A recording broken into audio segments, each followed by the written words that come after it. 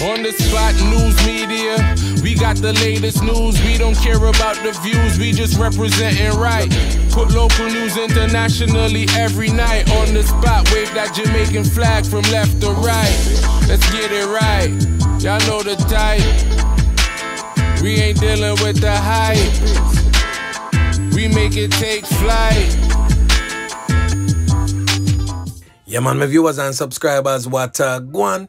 A blessed and wonderful Wednesday morning to each and every person out there tuning into On The Spot News Media. Now my peeps, I don't know how we do it over on this side each and every morning. We have to give thanks and praise to the Most High Creator for the preservation of life, because life is indeed the greatest. So in the morning, my peeps, I have a few stories to share with you, the regular members of Chan Public and also members of the diaspora. So please like the video, share the video, watch the entire vlog so you can get a full understanding and a better appreciation of everything we are going in Jamaica.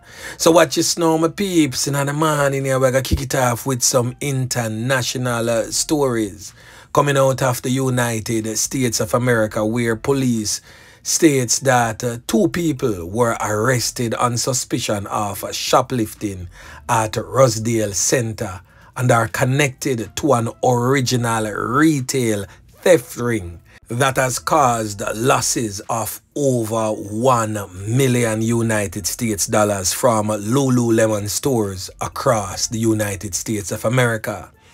Now, the 2 persons who have since been arrested and charged by the police has since been identified as these 2 presently on your screen, said to be Jamaican nationals, identified as Jadion Richards, that's the male to the left, and the female to the right, Akwele Laws Richards, age 45, said to be of Danbury in Connecticut. They were arrested and charged on Thursday of last week after a Lululemon retail crime investigator notified local authorities that the pair was seen stealing from the Lululemon store at Rosedale Center the day before. Now we are going to hear from the overseas news outlet that brought the story so they can give you a better breakdown so you can have a better understanding of what had taken place. Now listen.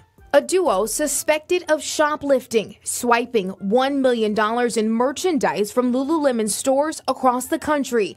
Jadion Richards and Akwele Laws Richards, both in their 40s, are from Connecticut, but their shoplifting ring hit at least 7 different Lululemon stores in Minnesota across the metro. This criminal complaint outlining the charges shows the last theft was at the Rosedale Center on November 13th. The next day, investigators connected the suspects to the stealing spree while they were at the Woodbury Lululemon, where police arrested them.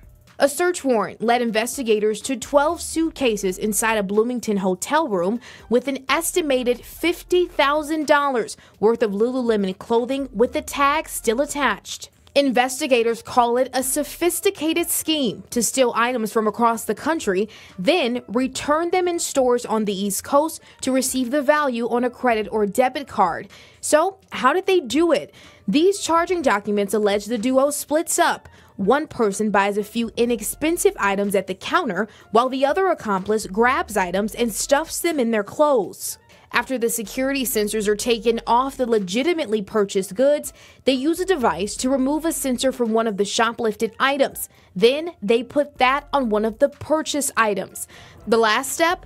The whole group walks out of the store. When the alarm goes off, the shoplifters keep walking while one of the suspects goes back to the counter. Then the store employee removes the security tag the thieves reattached.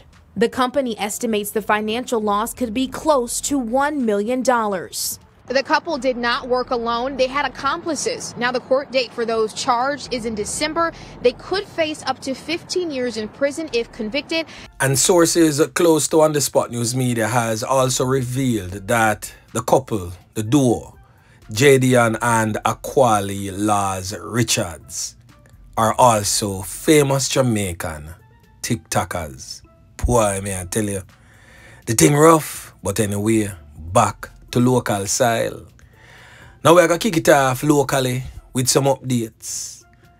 And the first update we are going to talk about the fatal knockings and clappings of this female presently on your screen, Danielle Anglin.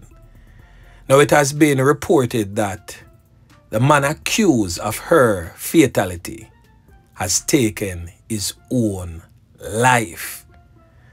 For those who have forgotten, on July 10th, the 45-year-old convicted offender Lascelles Morgan was charged with the fatal knockings and clappings and kidnapping of the now deceased female Danielle Anglin.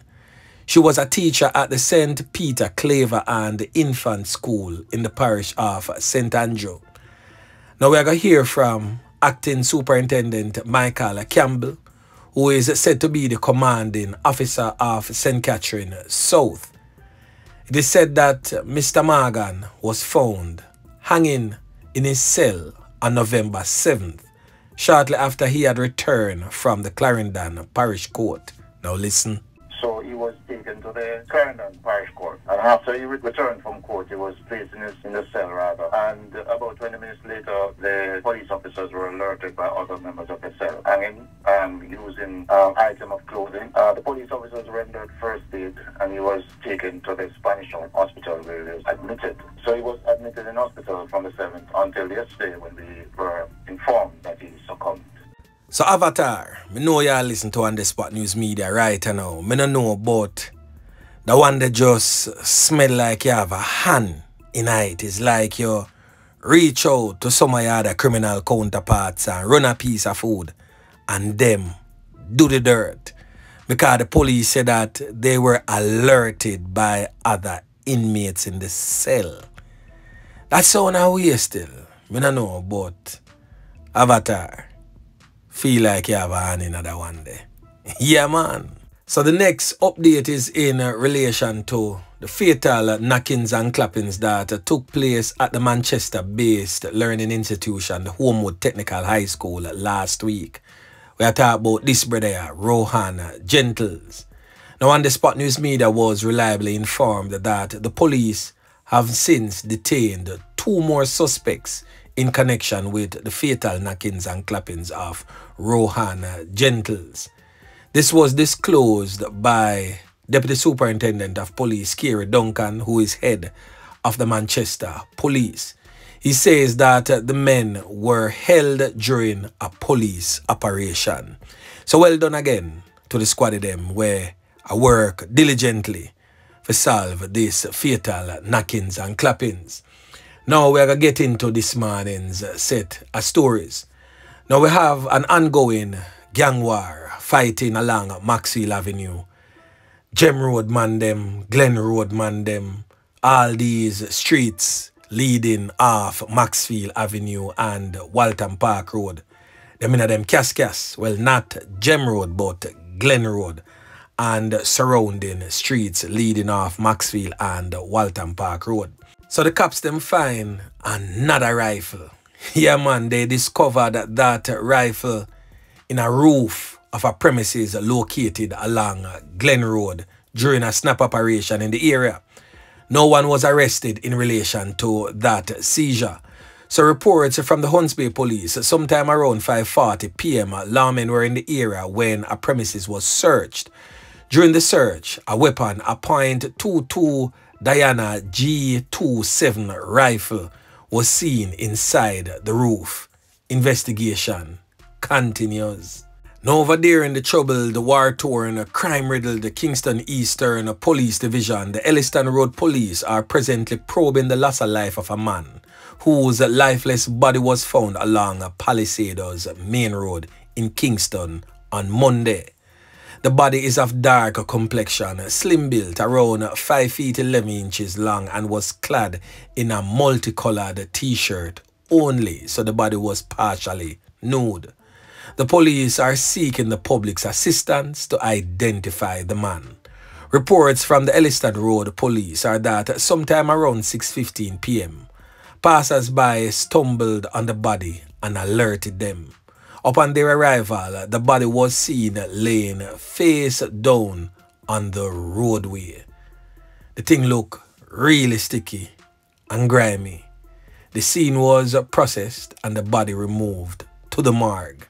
Anyone with any information that can assist the police is being asked to contact the Elliston Road Police at 876-928-1261 or Crime Stop at 311 or the nearest police station. Yeah, man.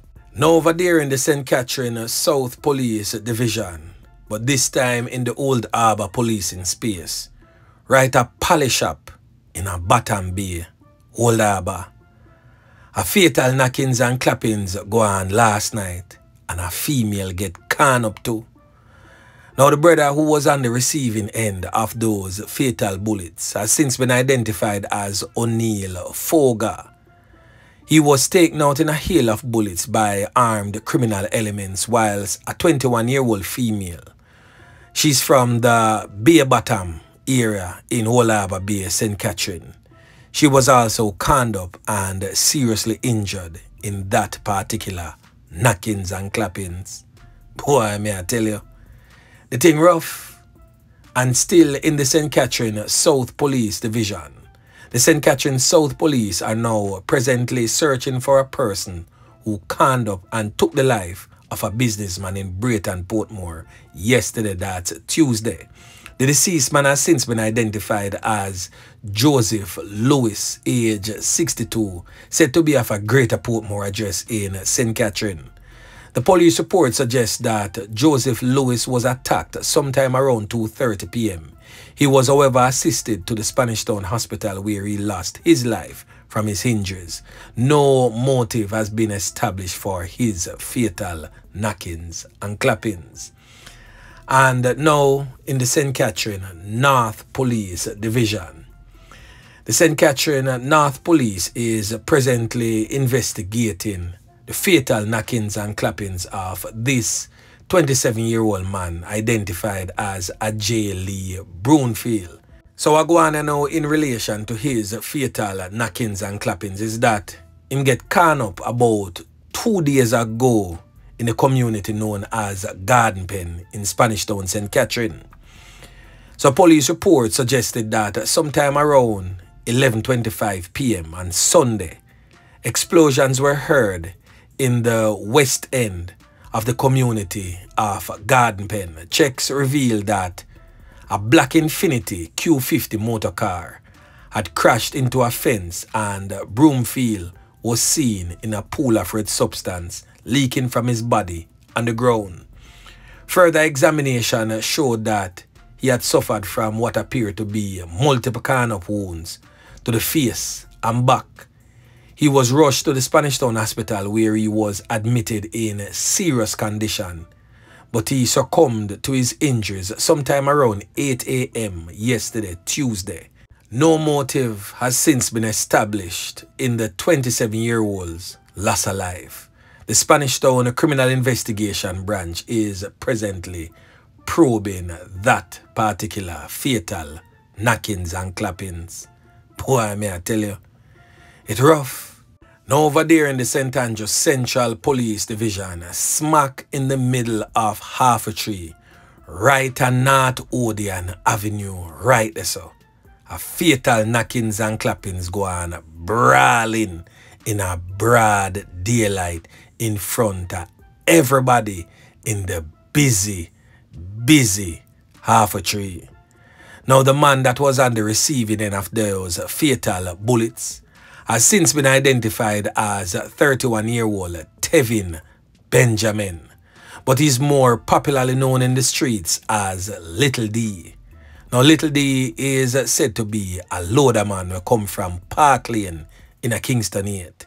And he was taken out by a lone gunman smack in the middle of half a tree. Now we have a brother we are going to relate to it, what really take place. And basically give us a quick breakdown of the fatal knockings and clappings. But anyway, big crime scene half a tree square, right at the total gas station there across on the transport center.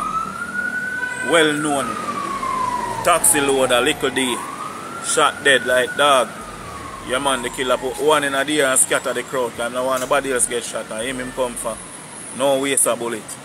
So you know your grandfather road, so my pastor and say what go on, I'm gonna tell me. So yeah man put one in a deer for scatter the crowd so nobody not get hurt. Then give little Debo 4 in a head. Nothing no miss, everything connect and just run gone.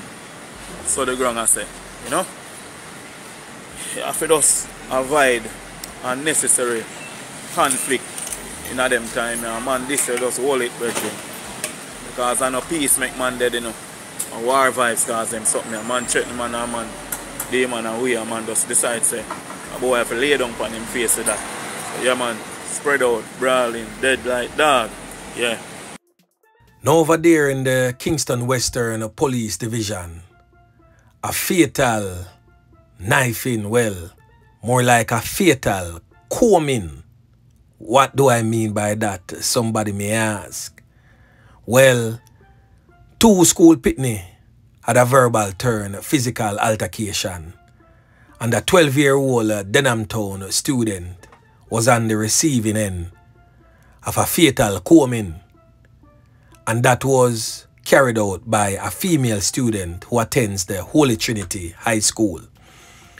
Now, the 12-year-old has since been identified as this little boy, presently on your screen, identified as Omari Cooley, 12 years old, said to be from Garden Lane in a Kingston 13 and attends the Denham Town High School. Well, attended the Denham Town High School. It is said that he had a verbal turn, physical altercation with a female student from the Holy Trinity High School in which she used a tail comb.